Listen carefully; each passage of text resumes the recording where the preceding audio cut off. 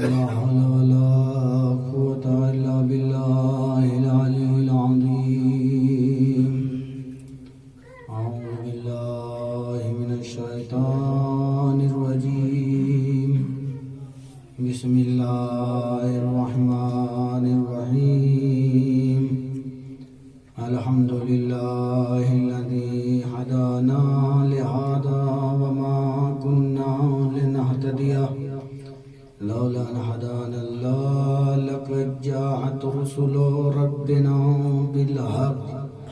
محبوب رب المشرقين والمغربين جد الحسن والحسين بالقاسم محمد.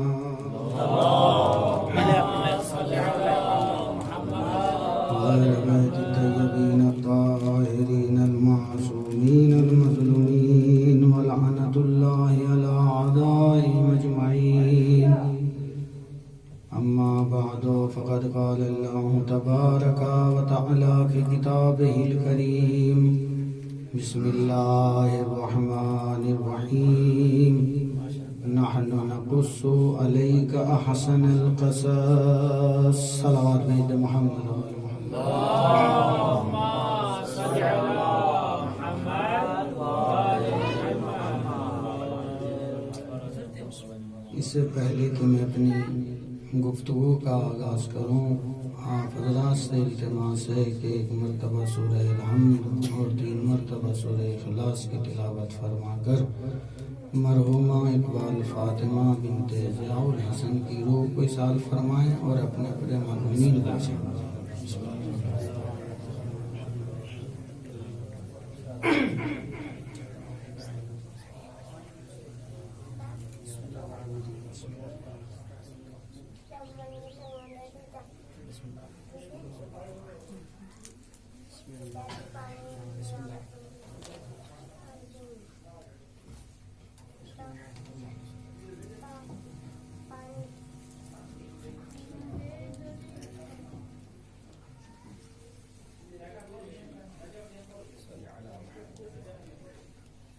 خداوند عالم کی بارگاہ میں دعا ہے کہ جہاں جہاں بھی شیعان حیدر کرار ہیں ان کی جان کی، مال کی، آبرو کی حفاظت فرما اور اس کرونا جیسی بیماری کو نیست و نابود فرما.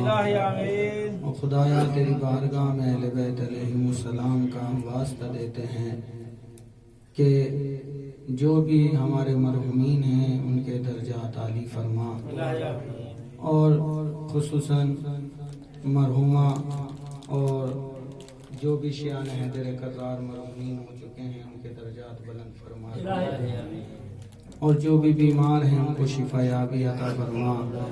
خصوصاً مولانا ابن علی صاحب بیمار ہیں، ضیاء صاحب بیمار ہیں، مولانا عرفان صاحب بیمار ہیں، اور جو بھی بیمار ہیں ان کو شفا کلی عنایت فرما. صلوات بھیجتے محمد وآل محمد پر.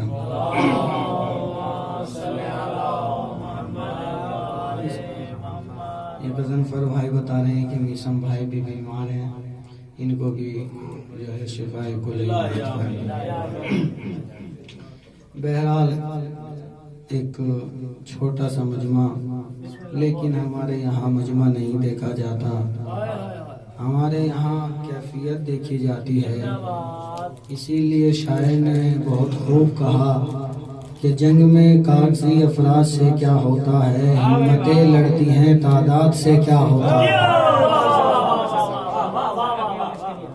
اور قبلہ کی موجودگی میں اور علامہ صاحب مولانا ابن علی صاحب کی موجودگی میں قبلہ شیرازی صاحب ان کی موجودگی میں واقعاً پڑھنا مشکل ہے، لب کشائی کرنا مشکل ہے، لیکن اسی مشکل کشا جو کائنات کا مشکل کشا ہے اس سے مدد چاہتے ہوئے میں اپنی تقریر کا آغاز کرتا ہوں.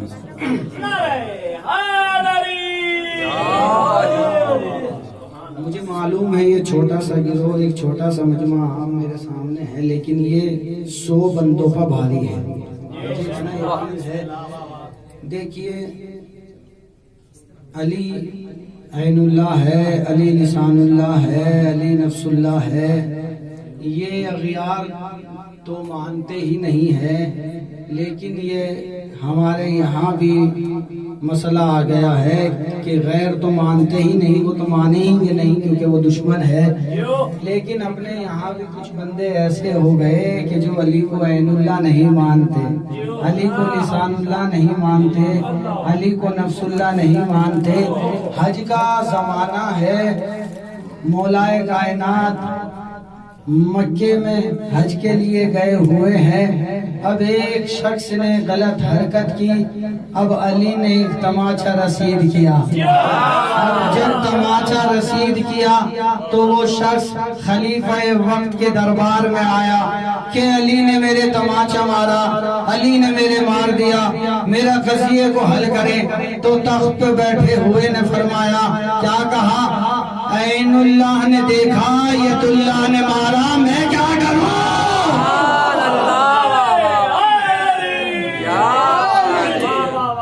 عین اللہ نے دیکھا،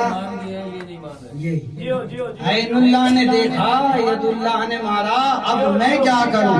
ابھی میں نے کہا نا کہ اغیار خود تسلیم کر رہا ہے کہ علی عین اللہ ہے، علی ید اللہ ہے، لیکن ہم نہ مان جانے کیسے چاہنے والے ہیں، ہم علی کے محب بھی ہیں لیکن یہ ماننے کو تیار نہیں ہیں کہ علی عین اللہ ہے، علی لسان اللہ ہے، علی نفس اللہ ہے۔ عزیزان محترم، معصوم نے فرمایا، رسول نے فرمایا، النظر الی الکعبۃ عبادہ، النظر الی العالم عبادہ، النظر الی المصحف عبادہ، النظر الی الوالد عبادہ۔ توجہ چاہتا ہوں حسن پر بھائی، رسول فرماتے ہیں کہ عالم کی طرف نظر کرنا عبادت ہے، قرآن کی طرف نظر کرنا عبادت ہے، عالم کی طرف نظر کرنا عبادت ہے، کعبے کی طرف نظر کرنا عبادت ہے، والد کی طرف نظر کرنا عبادت ہے۔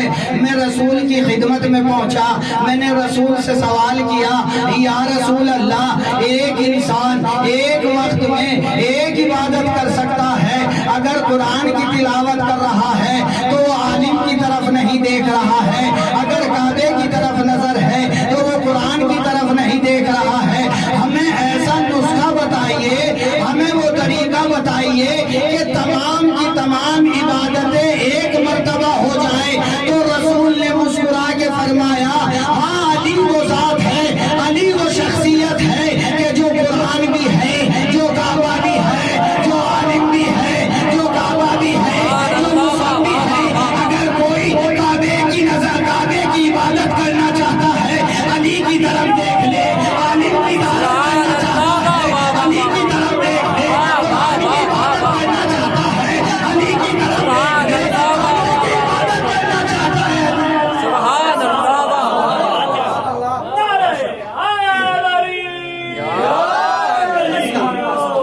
علی وہ شخصیت ہے، علی وہ ذات ہے جو ایک وقت میں عالم بھی ہے، ایک وقت میں قرآن بھی ہے، ایک وقت میں عالم بھی ہے، ایک وقت میں والد بھی ہے، ایک وقت میں سب عبادتیں کرو، علی کے طرف نظر کرو۔ پھر رسول نے ارشاد فرمایا، النظر الی وجہ علی ابن ابی طالب عبادہ، علی ابن ابی طالب کی طرف، چہرے کی طرف نظر کرنا عبادت ہے۔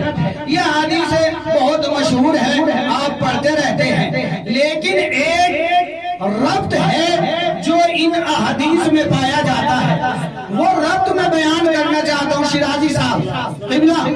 وہ ربط یہ ہے کہ رسول نے فرمایا علی کے چہرے کی طرف نظر کرنا عبادت ہے۔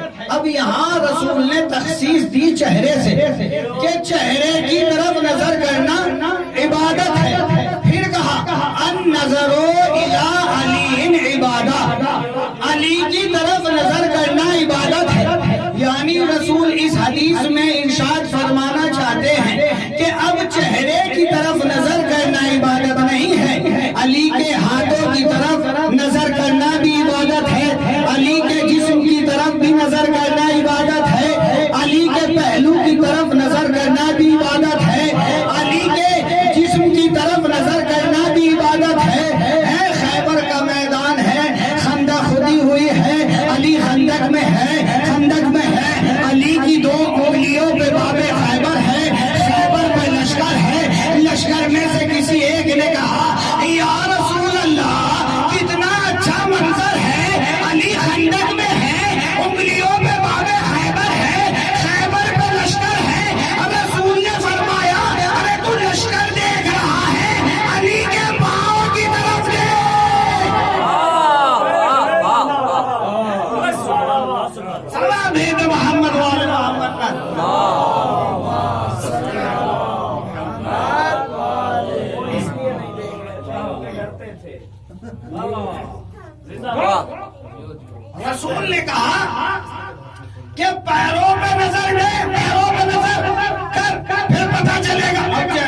اپنے پیروں پر نظر کی تو علی کے پاؤں ہوا کے دوش پر، ہوا کے دوش پر، ہوا کے دوش پر جملہ کہہ دوں، جملہ کہہ دوں، یہ علی کے پاؤں کا کمال ہے، کبھی ہوا کے دوش پر ہوتے ہیں تو کبھی نبی کے دوش پر۔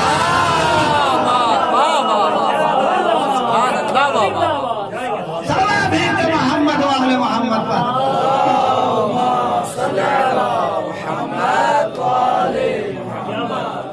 یہ علی کے پاؤں کا کمال ہے، کبھی ہوا کے دوش پر ہوتے ہیں تو کبھی نبی کے دوش پر ہوتے ہیں۔ رسول یہ کہنا چاہ رہے تھے کہ علی کے پاؤں کی طرف دیکھ، علی کے پاؤں کی طرف دیکھنا بھی عبادت ہے، علی کے پاؤں کی طرف دیکھنا بھی عبادت ہے۔ اچھا دیکھا کس سے جاتا ہے؟ دیکھا کس سے جاتا ہے؟ کہا آنکھوں سے۔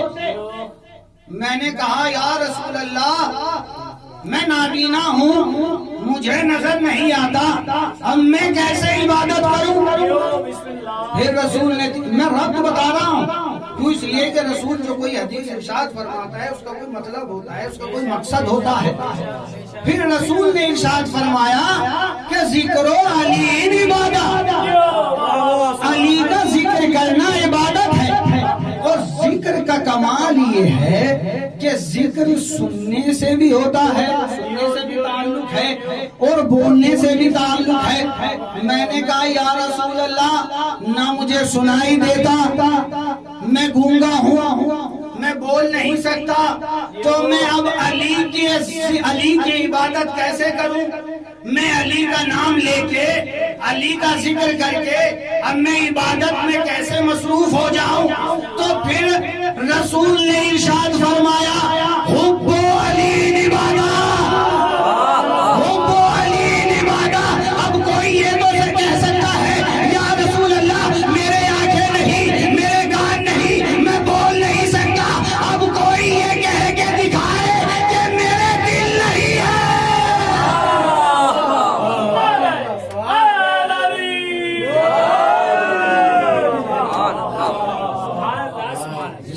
کہ محبت کا تعلق دل سے ہوتا ہے، اب کوئی یہ کہہ کے دکھائے کہ میرے دل نہیں ہے، میرے دل نہیں ہے۔ عزیزان محترم، قرآن مجید کی مشہور و معروف آیت کریمہ نحن نقص علیک احسن القصص، اب یہاں پہ مفسرین نے دو تفسیر کی۔ احسن القصص سے مراد خود قرآن مجید ہے، اور دوسری تفسیر کہ جناب یوسف کا قصہ ہے، جناب یوسف کے قصے کو اللہ نے احسن القصص کہا۔ دیکھیے جہاں تک بات ہے احسن القصص کی تو اللہ کو جناب آدم کا قصہ احسن القصص کہنا چاہیے تھا کہ آدم کا قصہ سب سے اچھا، آدم کا قصہ احسن القصص۔ کیوں؟ اس لیے کہ سب سے پہلا انسان ہے، سب سے پہلا عادی ہے، سب سے پہلی فرد ہے، سب سے پہلا بشر ہے، سب سے پہلا ہادی ہے، سب سے پہلا نبی ہے، سب سے پہلا خلیفہ ہے، سب سے پہلا انسان ہے، نہ جانے کہاں بیٹھے ہیں۔ بھائی آدم کے قصے کو، آدم وہ کہ جس کو ملائکہ نے سجدہ کیا ہے، اگر قصے کو احسن کہنا تھا تو آدم کے قصے کو احسن کہتا، اس لیے کہ یوسف کے تو ماں بھی ہے، باپ بھی ہے، لیکن آدم کے نہ ماں ہے نہ باپ ہے، تو آدم کا قصہ احسن القصص ہونا چاہیے تھا۔ ملائکہ نے سجدہ کیا، ملائکہ نے سجدہ کیا، جب اللہ نے حکم دیا اے ملائکہ جب میں حکم دوں کہ تمام کے تمام آدم کو سجدہ کر دینا، عزیزان محترم اللہ نے حکم دیا، تمام ملائکہ سجدے میں گر گئے، ابلیس سجدے میں نہ گرا۔ اللہ نے سوال کیا اے ابلیس، اے آدم تو سجدے میں کیوں نہ گرا؟ ابلیس نے کہا میں افضل ہوں، یہ مفضول ہے۔ اللہ نے کہا اب افضل اور مفضول کے فیصلے تو کرے گا، تو کون ہوگا ہے افضل اور مفضول کے فیصلے کرنے والا؟ ارے افضل اور مفضول کے فیصلے ہم کریں گے، حسن فرمائے افضل اور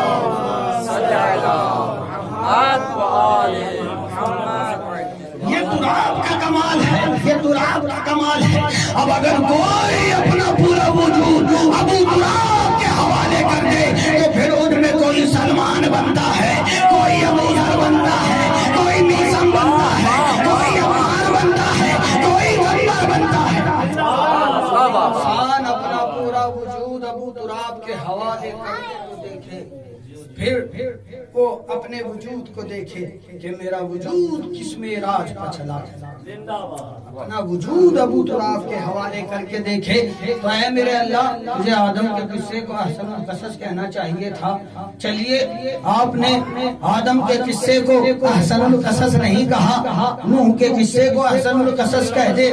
بھائی نوح صحرا میں کشتی بنا رہے ہیں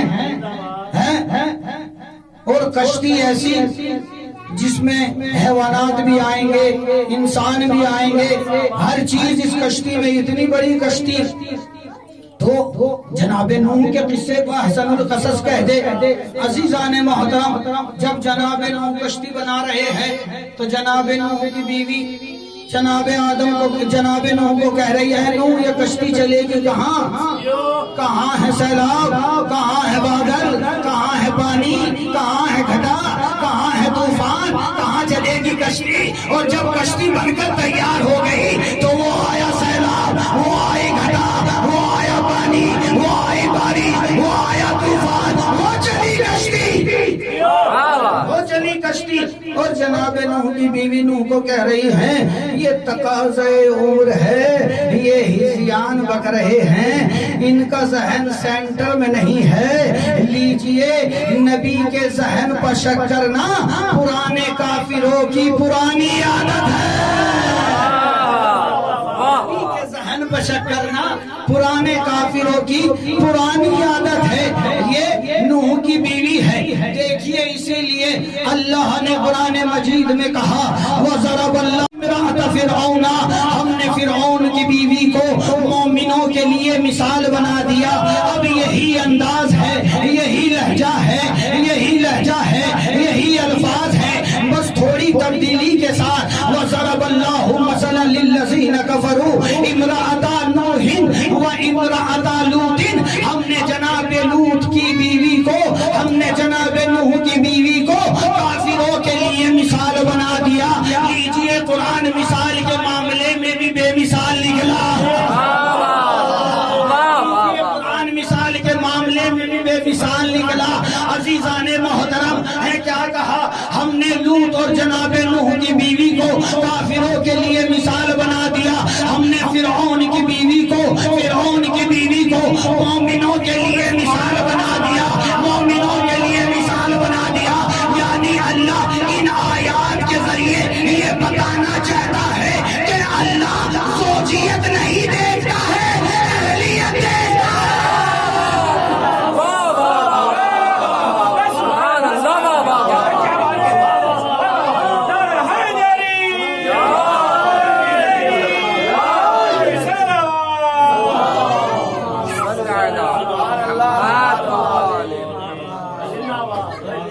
اللہ زوجیت نہیں دیکھتا ہے، اللہ اہلیت دیکھتا ہے۔ جملہ سنیے گا اور توبتاً اس مجلس سے یہ جملہ لے جائیے گا، اللہ زوجیت نہیں دیکھتا ہے، اہلیت دیکھتا ہے۔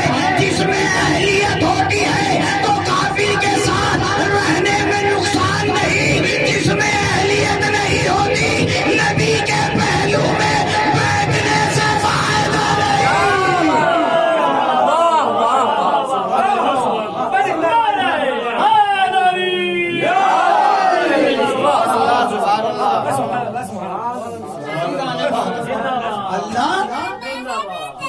نہیں دیکھتا ہے، اللہ اہلیت دیکھتا ہے، اللہ اہلیت دیکھتا ہے۔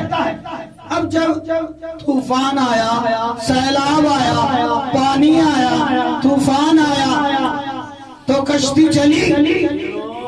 اب جناب نوح نے اپنے بیٹے کو بلایا، بار بار بلایا۔ بھائی عجیب بات ہے یا جناب نوح، آپ اپنے بیٹے کو بار بار بلا رہے ہیں، بیوی کو کئی بار بلایا؟ بیٹے کو بار بار بلایا جا رہا ہے، بیوی کو ایک بھی بار نہیں بلایا جا رہا ہے۔ میں نے جناب نوح سے پوچھا یا جناب نوح آپ بیٹے کو بار بار بلا رہے ہیں، بیوی کو ایک بھی بار نہ بلایا؟ تو جناب نوح جواب دیں گے ارے میرا بیٹا تھا خود بہکا ہے، دوسروں کو بہکایا نہیں، میری بیوی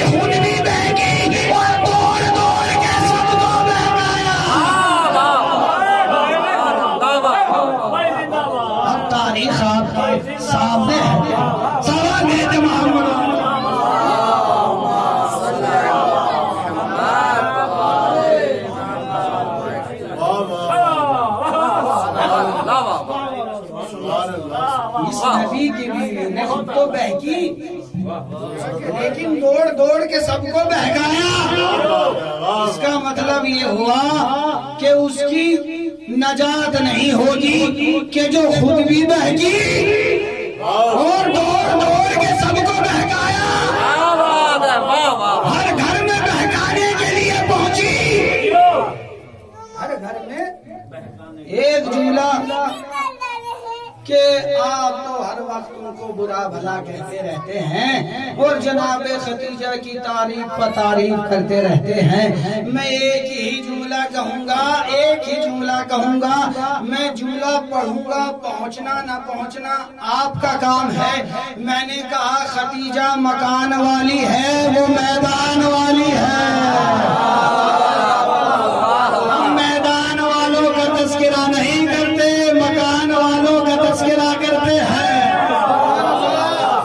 صلوات بھیج محمد والے محمد پر.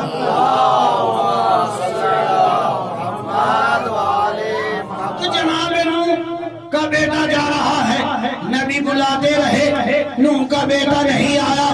آواز پروردگار آئی, قال یا نوح انہ لیس من اہلک, یہ تمہارے اہل میں سے نہیں ہے. کس لیے پھر قرآن نے جواب دیا انہ عمل غیر صالح, اس کا عمل غیر صالح تھا. تو اس کا مطلب یہ ہوا جس کا عمل غیر صالح ہوتا ہے اس کا نبی سے رشتہ نہیں ہوتا, چاہے نبی کا بیٹا ہو یا نبی کی بیوی ہو.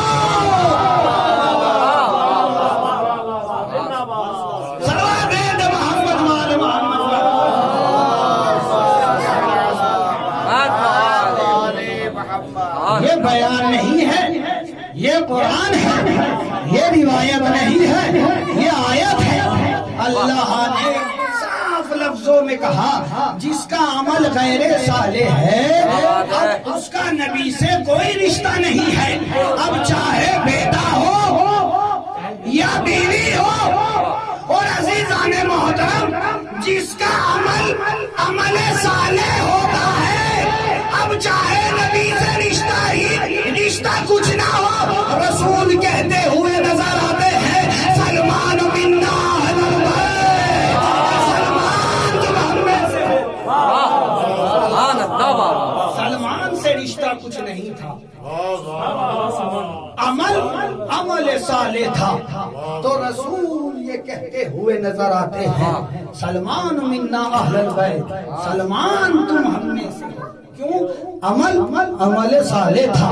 تو عزیزان محترم, اللہ کو جناب نوح کا قصہ کہنا چاہیے تھا. ایسا جناب یوسف کے قصے میں کیا پایا جاتا ہے کہ جو جناب یوسف کے قصے کو اللہ نے سب سے اچھا قصہ کہا. تو جناب یوسف کے قصے کو پڑھتے ہیں, دیکھتے ہیں کہ جناب یوسف کے قصے میں کیا پایا جاتا ہے.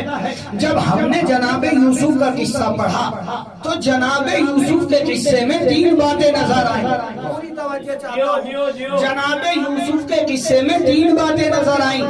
محبت, توجہ ہے, محبت, گریہ, رونا, اور کیا خوبصورتی, حسن. یوسف کے قصے میں 3 چیزیں پائی جاتی ہیں, حسن, رونا اور محبت. میں اسی لیے کہتا ہوں حسین کی محبت, سجاد کا رونا, علی اکبر کا حسن, کربلا سب سے اچھا قصہ. کربلا سب سے اچھا قصہ. صلوات بھیج محمد صلی اللہ محمد والے محمد.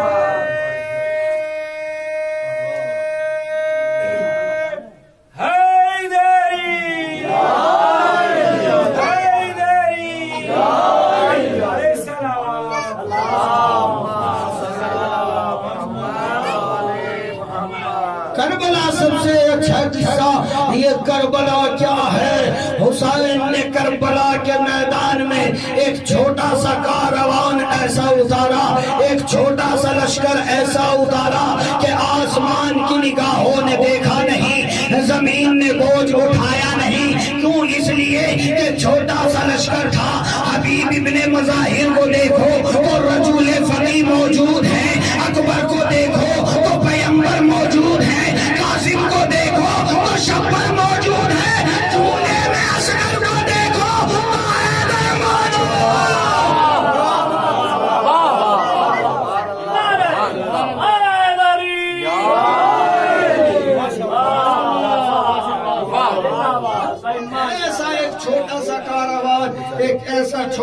لشکر حسین نے کربلا کی زمین پر اتارا.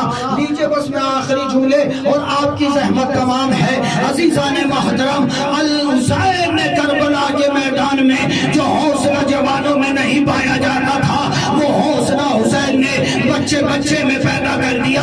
ہر انسان جینا چاہتا ہے، ہر انسان جینا چاہتا ہے، مرنے سے ڈرتا ہے. حسین نے کربلا کے میدان میں بچے بچے کے ذہن سے ایسی موت کا خوف نکالا کہ ہر انسان یہ چاہ رہا ہے کہ میں جا رہا ہوں، یا مولا مجھے مرنے کی اجازت دے دیجئے، میں میدان میں جانا چاہتا ہوں، میں مغرب میں جانا چاہتا ہوں. حسین نے موت کا ایسا خوف نکال دیا. اب کوئی سی جینا نہیں چاہتا ہے، ہر کوئی مرنا چاہتا ہے. عزیزان محترم، موت کا خوف اتار دیا ہے. اب ایک جملہ کہتا ہوں عزیزان محترم، حسین کا یہ چھوٹا سا لشکر دیکھیے. عباس نے حملہ کیا، لاکھوں بھاگے. قاسم نے حملہ کیا، لاکھوں بھاگے. قاسم نے حملہ کیا، اکبر نے حملہ کیا، لاکھوں بھاگے. اور جب حملے کی بات آئی گئی تو میں ایک جناب زینب کا جملہ آپ کے سماعتوں کے حوالے کرنا چاہتا ہوں. جناب زینب یزید کے دربار میں کھڑی ہے، شمر اور خولی یزید سے یہ کہہ رہے ہیں کہ یہ چھوٹا سا لشکر تھا، ہم نے انہیں بھگا کے مارا، ہم نے انہیں دوڑا کے مارا. جناب زینب کو شیر علی کی بیٹی کو جلال آیا. زینب نے یزید سے کہا، ارے اس خولی اور شمری کی باتوں پہ کیا جاتا ہے؟ میرے تمام بھائیوں کی لڑائی ایک طرف، ارے میرے عباس نے اتنے مارے ہیں، کوفے کی خبر لے، ہر گھر میں ماتم ہو رہا.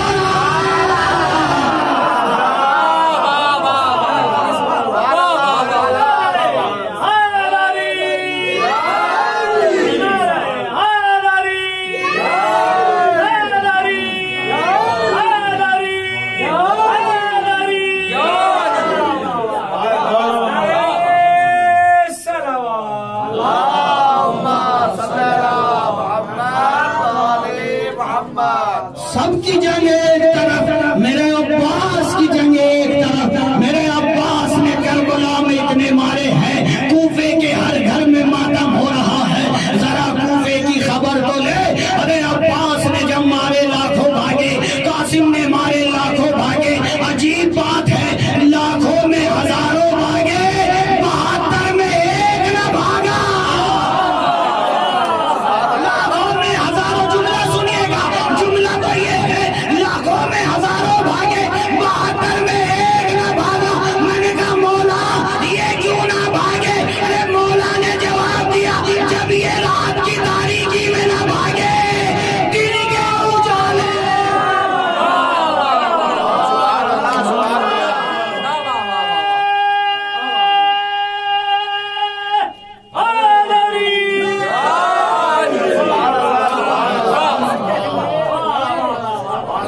جب یہ رات کی تاریکی میں نہ بھاگے تو دن کے اجالے میں کہاں سے بھاگتے؟ دن کے اجالے میں کہاں سے بھاگتے؟ اسی لیے حسین نے فرمایا تھا کہ جیسے صحابی مجھے ملے، نہ میرے نانا کو ملے نہ میرے بابا کو ملے. اس لیے کہ میرے نانا بلاتے رہتے تھے، وہ آتے نہیں تھے. آج میں شب عاشور ان سے کہہ رہا ہوں، جس کو جانا ہے چلا جائے، کوئی جانے کے لیے تیار نہیں ہے. عزیزان محترم، کربلا کا وہ میدان ہے جہاں مرنا آسان تھا اور جینا مشکل تھا. کیوں؟ اس لیے کہ حسین نے موت کا خوف دل سے ہٹا. عزادارو، یہ ایک مرحومہ کی مجلس ہے، جامع عزا چل رہے ہیں. بس 2-4 جملے آپ کے سماعتوں کے حوالے کرنا ہے. دیکھیے، جب کوئی ہمارا مرتا ہے تو ہم کتنے دن روتے ہیں؟ 1 دن، 2 دن، 4 دن، 10 دن، چہلوں تک 40 دن. لیکن سید سجاد سے پوچھئے، ارے 40 سال خون کے آنسو روتا رہا. کبھی اکبر کو روتا تھا، کبھی قاسم کو روتا تھا، کبھی اصغر کو روتا تھا، کبھی اپنے بابا کی مظلومیت پر روتا تھا. ارے 3 دن تک لاشا پڑا رہا، کوئی کفن دینے والا نہیں.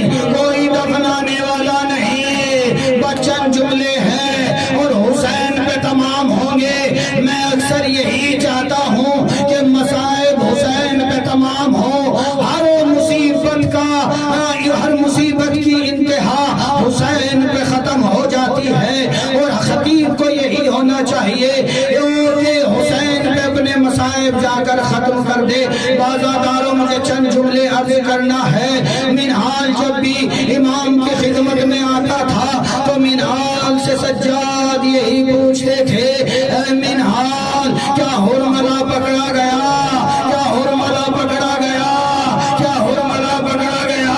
ارے جب منہال مختار کے پاس آتے تھے تو مختار سے یہ کہتے تھے, ارے جب بھی میں امام کے پاس جاتا ہوں تو امام یہی پوچھتے ہیں کہ حرملہ پکڑا گیا, حرملہ پکڑا گیا.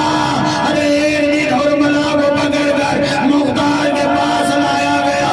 مختار نے کہا, اے حرملہ, ارے یہ تو بتا تو نے کربلا کے میدان میں ایسی کون سی مصیبت ڈھائی, میرا امام ہر بار یہی کہتا ہے حرملہ پکڑا گیا, حرملہ پکڑا گیا. ارے حرملہ کہتا ہے, اے مختار تم سننا پاؤ گے. ارے اصرار بڑھا. حرملہ نے کہا, حرملہ نے کہا, حرملہ نے کہا, مختار میرے پاس 3 تیر تھے, میں نے پہلا تیر اس وقت استعمال کیا جب ابا میرے فرات سے مشق سکینہ لا رہے تھے. میں نے مشق سکینہ پہ وار کیا, پانی سب بہ گیا. ارے عباس کی آرزو بہ گئی. عباس نے گھوڑے کرو دریا کی طرف موڑ دیا. جزاک اللہ, جزاک اللہ. خدا آپ کو کسی غم میں نہ رلائے سوائے غم مظلوم کربلا کے. ارے حرملہ کہتا ہے, میں نے دوسرا تیر اس وقت استعمال کیا ارے جب حسین اپنے ہاتھوں پر علی اصغر کو مقتل میں لائے. ارے میں نے تیر چلایا, علی اصغر ہاتھوں پہ گر گئے. جزاک اللہ, جزاک اللہ, جزاک اللہ. ان آوازوں کو خدا رحمت نازل کرے. جزاک اللہ, جزاک اللہ. حرملہ کہتا ہے آخری جملے, حرملہ کہتا ہے مختار میں نے تیسرا تیر اس وقت چلایا جب